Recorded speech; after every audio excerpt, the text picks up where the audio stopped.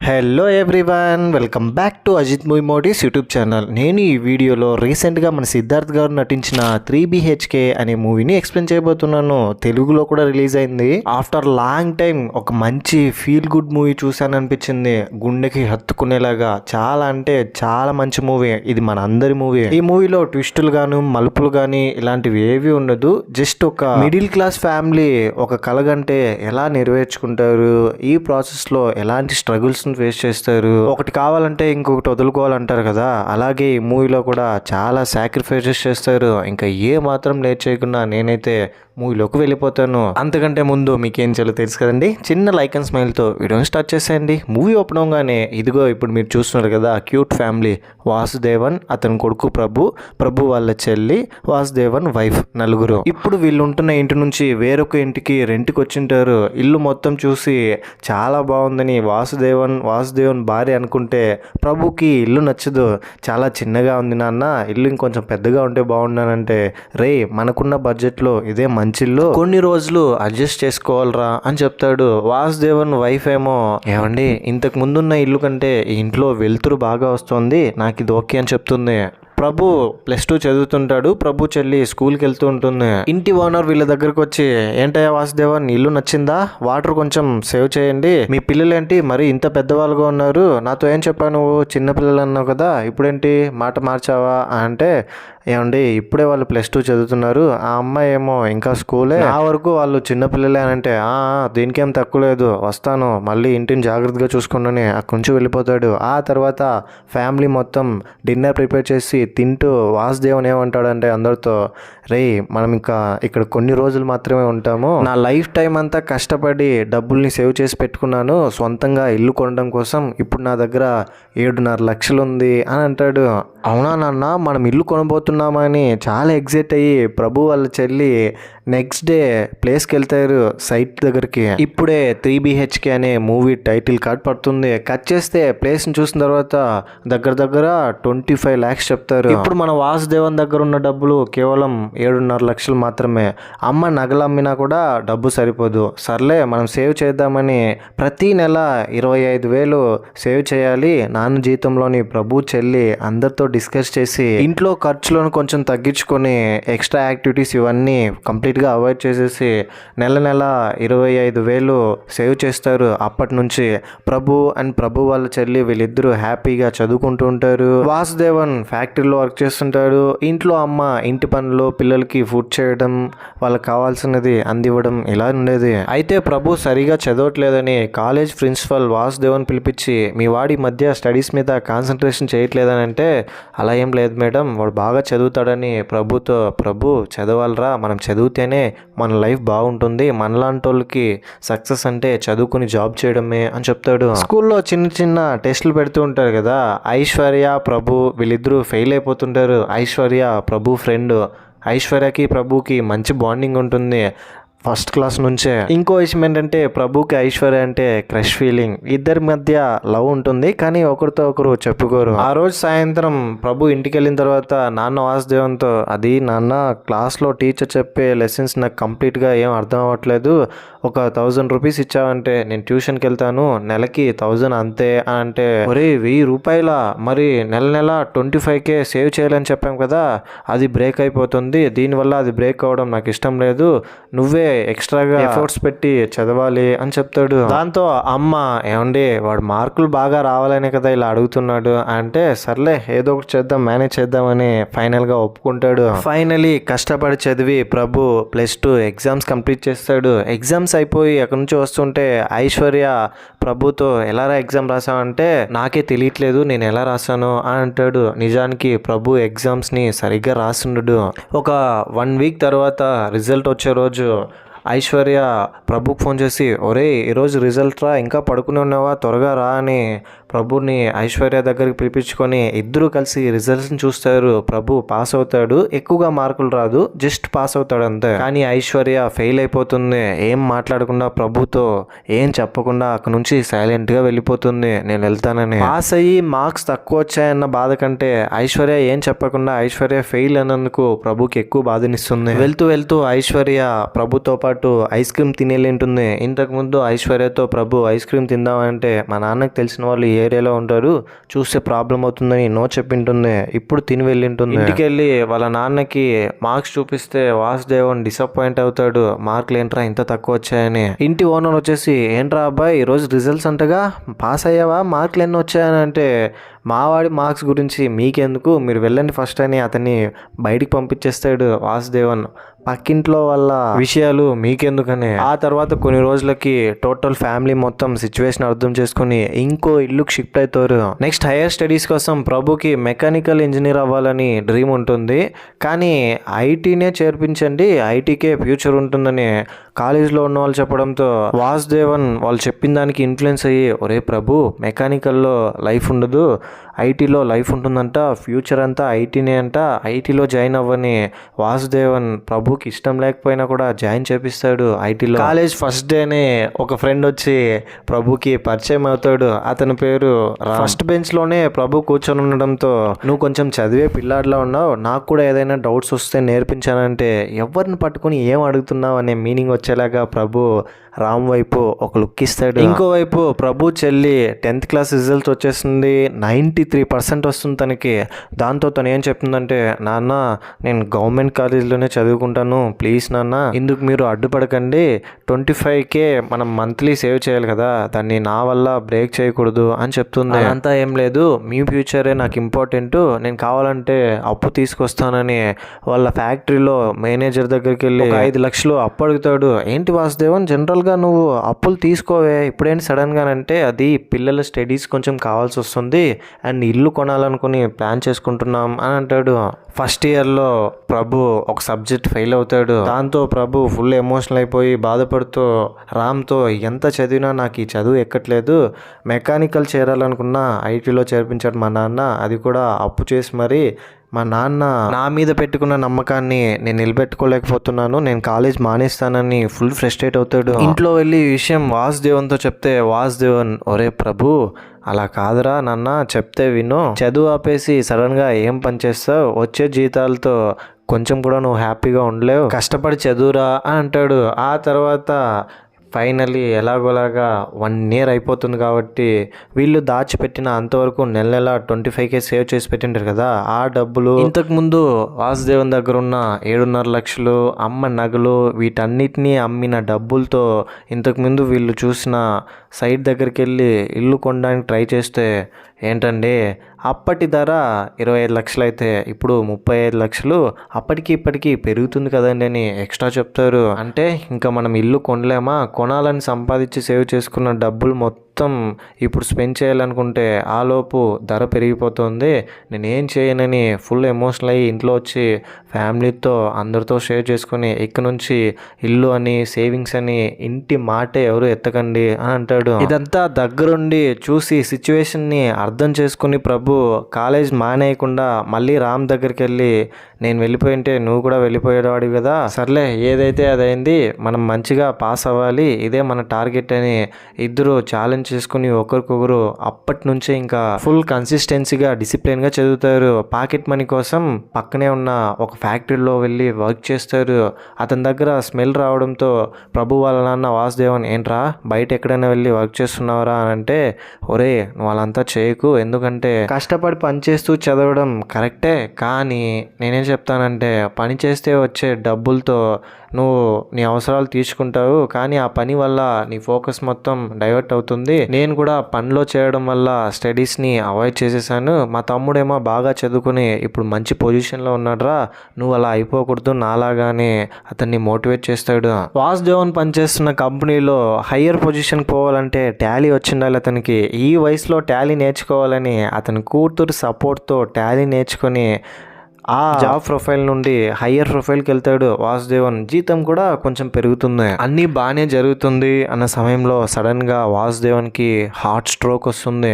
కంగారు పడాల్సింది ఏం లేదు, సర్జరీ చేయించాలి అని డాక్టర్స్ చెప్తే సర్జరీకి చాలా డబ్బులు కావాల్సి వస్తుంది. ఆ సర్జరీ అంత త్వరగా ఏం అవసరం లేదులే, మీ స్టడీస్కి ఉన్న డబ్బంతా నేను ఖర్చు పెడతానని అప్పటి నుంచి నెక్స్ట్ డేనే మళ్ళీ ఒంట్లో బాగోకపోయినా వర్క్ వెళ్తాడు. ఆ తర్వాత వాసుదేవన్ వెల్ సెటిల్డ్ అయిన వాళ్ళ తమ్ముడు దగ్గరికి వెళ్ళి, ఒరే నీ ఇల్లు కొనాలనుకుంటున్నాను, నాకు కొంచెం డబ్బులు హెల్ప్ చేస్తావా అంటే, నువ్వే ఎవరి దగ్గర అప్పు తీసుకోవు కదా, మరి ఇప్పుడు ఎందుకు అడుగుతున్నావు అంటే, మేము మొత్తం ఒక కల కన్నాము 3 BHK ఇల్లు కొనాలని. మావాడు ప్రభు ఇప్పుడు చాలా బాగా చదువుతున్నాడు, ఖచ్చితంగా క్యాంపస్ ఇంటర్వ్యూలో వాడికి మంచి కంపెనీలో జాబ్ వస్తుంది, మంచి ప్యాకేజ్ కూడా, ఖచ్చితంగా మీ అప్పును తీర్చేస్తానని సొంత తమ్ముడిని అడిగితే ఇవ్వడం కుదరదు.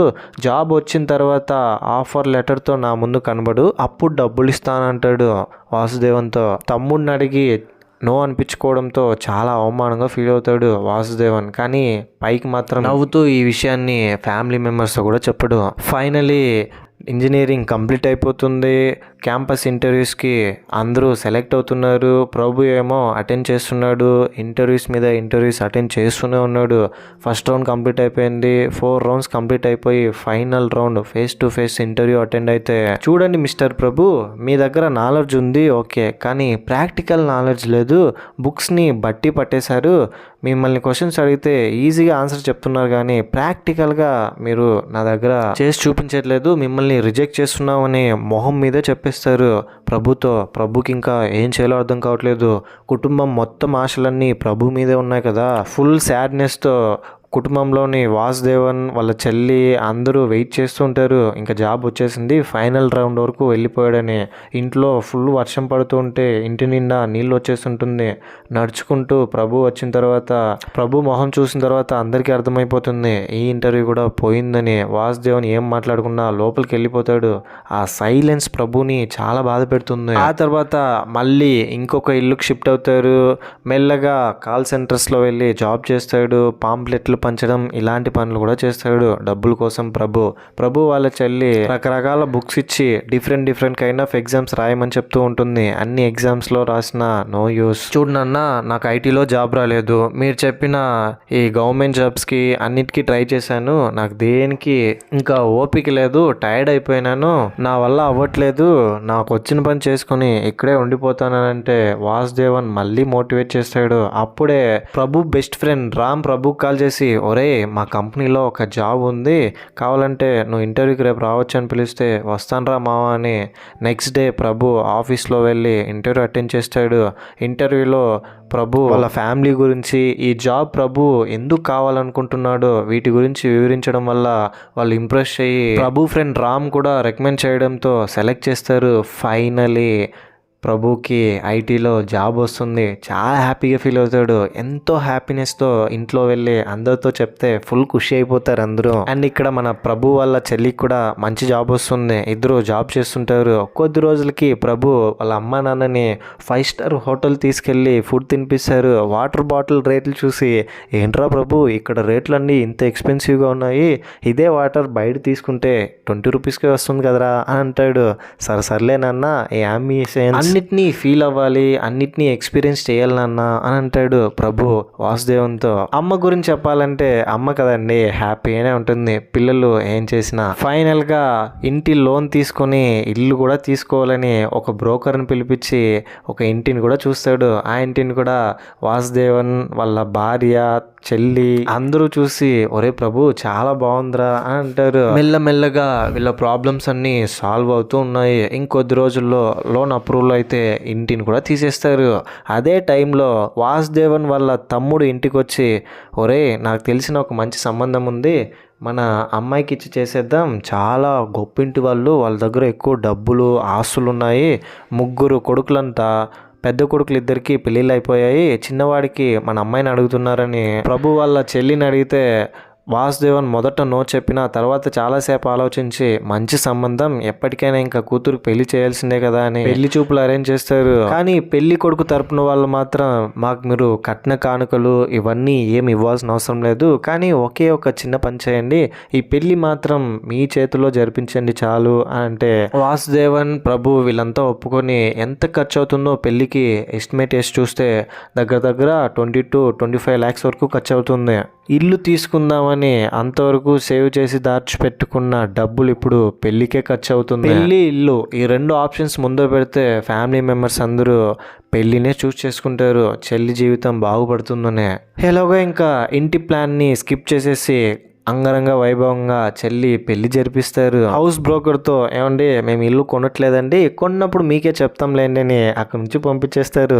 చెల్లికి పెళ్ళై కొద్ది రోజుల తర్వాత ఇప్పుడు వాసుదేవన్ కొడుకు ప్రభుకి కూడా దగ్గర 30 years వచ్చేసింది. అతనికి కూడా పెళ్లి చేయాలని అతనికి తెలిసిన వాళ్ళలో ఒక సంబంధం ఉందని ప్రభుతో చెప్తాడు. అంతా ఓకేరా, ఆ అమ్మాయి కూడా చూడ్డానికి కూడా లక్షణంగా చాలా బాగుంది, కానీ ఇంతకుముందు ఒక ఇద్దరితో పెళ్లి వరకు వచ్చి ఆగిపోయిందంట. ఎందుకంటే పెళ్లి కొడుకులు ఆ అమ్మాయికి నచ్చలేదంట. ఆ అమ్మాయి చెప్పినట్టు నువ్వు వింటే చాలు, మిగతాదంతా మేము చూసుకుంటామని వాసుదేవన్ ప్రభుని ఎలాగోలాగా పెళ్లికి ఒప్పిస్తాడు. ఆ అమ్మాయితో ప్రభు పెళ్లికి కూడా రెడీ అయిపోతాడు. ఇంకొద్ది రోజుల్లో పెళ్లి. షాపింగ్ చేయాలని ఒక షాపింగ్ మాల్లో వెళ్ళి ప్రభుకి కుత్తాస్ చూస్తూ ఉంటే సరిగ్గా అప్పుడే అక్కడ వర్క్ చేస్తున్న ఒక అమ్మాయి కనిపిస్తుంది. ఆ అమ్మాయే కదా, దాంతో ఏమి స్పెషల్ ఏంటి అజిత్ అని అంటే, ఇక్కడే ఒక చిన్న స్పెషల్ ఉంది. అదేంటంటే ఆ అమ్మాయి ఎవరో కాదు, ఐశ్వర్య, ప్రభు క్రష్. షాపింగ్ మాల్లో వర్క్ చేస్తున్న ఐశ్వర్యని చూసి ప్రభు చాలా ఎమోషనల్ అవుతాడు. ఎలా ఉన్నావని ఐశ్వర్యని అడిగితే చాలా బాగున్నానని తనతో అంటుంది. ఆ తర్వాత పెళ్లి కూతురేమో ప్రభు ఏం చేస్తున్నావు అక్కడ, అమ్మాయితో ఏం మాట్లాడుతున్నావు అంటే, అది మీకు సర్ప్రైజ్ ఇవ్వడం కోసం కొత్త డిజైన్ చూస్తున్నారని కవర్ చేస్తుంది. ఆ తర్వాత పెళ్లి కూతురికి ఎక్కడ ఇదంతా నచ్చదేమో అని చెప్పి అక్కడి నుంచి వెళ్ళిపోతాడు. పెళ్లి కూతురు వెళ్ళిపోయిన తర్వాత మళ్ళీ ఐశ్వర్యని చూడడం కోసం అక్కడికి ప్రభు వస్తాడు. ఇద్దరు రోడ్డు మీద నడుచుకుంటూ వెళ్తూ పాత జ్ఞాపకాలన్నీ గుర్తు తెచ్చుకుంటూ ఉన్నారు. ఎందుకలా నాతో ఏం చెప్పకుండా వెళ్ళిపోయావంటే, ఐశ్వర్య వాళ్ళ ఫ్యామిలీ సిచ్యువేషన్ చెప్పి వాళ్ళ నాన్న పచ్చి తాగబోతూ ఎప్పుడు చూసినా వచ్చి గొడవ చేస్తుంటాడు. ఇంట్లో ఫినాన్షియల్గా కూడా చాలా స్ట్రగుల్స్ అవుతూ ఉంటారు. ఇదంతా చెప్పడంతో సర్లే ఇప్పుడేంటి, స్కూల్లో కానీ కాలేజ్లో కానీ ఆఫీస్లో కానీ ఇంతవరకు ఎవరిని మీరు లవ్ చేయలేదా అని ఐశ్వర్య అంటే ప్రభు ఏం మాట్లాడు.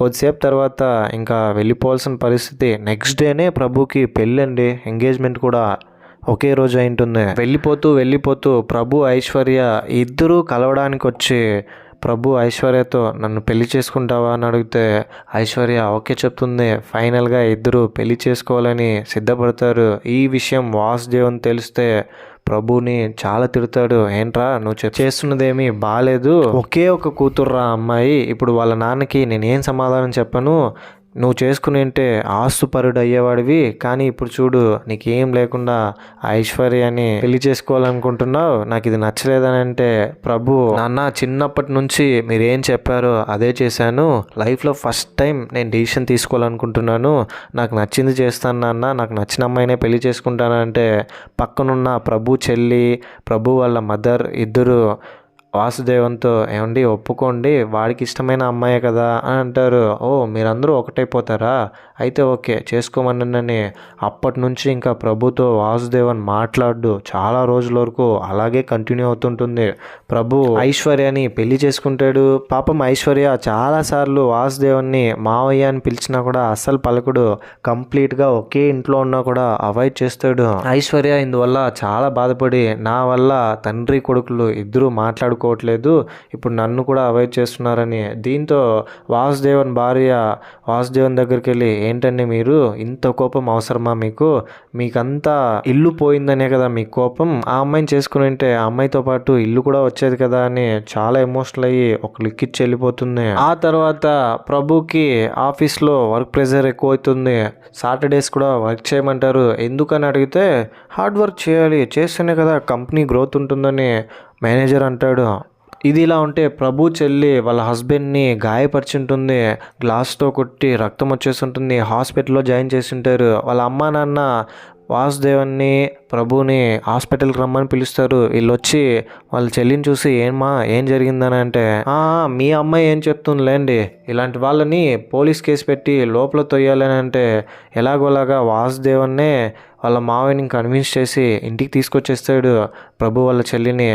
ఇంటికి వచ్చిన తర్వాత ఏంటమ్మా ఏంటి నీ ప్రాబ్లం అని అంటే, ప్రాబ్లమే ఈ పెళ్ళే నాన్న, గొప్పింటి వాళ్ళు డబ్బులు ఉన్న వాళ్ళని నాకు పెళ్లి చేశారు, కానీ ఆ ఇంట్లో నన్ను పని మనిషి కంటే హీనంగా చూస్తున్నారు, నా ఎమోషన్స్కి నా ఫీలింగ్స్కి కట్టుకున్న భర్త కూడా వాల్యూ ఇవ్వట్లేదు, అన్ని పనులు నా చేతే చేయిస్తున్నారు, నాతో పాటు నా కూతుర్ని ఎందుకు కన్నావని భర్తను అడిగితే ఏం ఏం చేస్తాం, ప్రేమ లేదు దోమ లేదు, నీ పైన నాకు ఎలాంటి ఫీలింగ్ లేదని చెప్పడంతో తనకి కోపం వచ్చి ఇలాంటి వాడితో ఇంకా కలిసి ఉండాల్సిన అవసరం లేదు, ఈ ఫ్యామిలీతో కూడా నేను ఇంకా ఉండనని అతన్ని కొట్టి ఇక్కడికి వచ్చేసి ఉంటుంది. ఒక కూతురు ఉంటుంది. ఇప్పుడు ప్రభుకి తన బాధ్యత కూడా యాడ్ అవుతుంది. ప్రభు చెల్లికి ఫుల్ సపోర్టెడ్గా ఐశ్వర్య ఉంటుంది. ఐశ్వర్య కూడా ఒక ఆడపిల్ల కాబట్టి తన ఫీలింగ్స్ అంతా అర్థం చేసుకుని ఫుల్ సపోర్టివ్గా ఉంటుంది. ఇదంతా ప్రభు వాళ్ళ నాన్నకి అర్థమయ్యి ఐశ్వర్యకి థ్యాంక్స్ చెప్పి సారీ చెప్తాడు. ఇన్ని రోజులు నిన్ను అవాయిడ్ చేసి తప్పు చేశానమ్మా, నువ్వు కూడా నాకు ఇంకా కూతురులాగానే ఇక్కడే ఏదో ఒక జాబ్ చూసుకుంటానని ప్రభు చెల్లి అక్కడే జాబ్ చూసుకుని అదే ఇంట్లోనే ఉంటుంది. ఆ తర్వాత ప్రభు లోన్కి అప్లై చేసింటాడు కదా, ఇంటి లోన్కి అప్రూవల్ అవుతుందని వెయిట్ చేస్తుంటే ఆఫీస్లో మేనేజర్ ఫుల్ అవమానపరుస్తాడు ప్రభుని.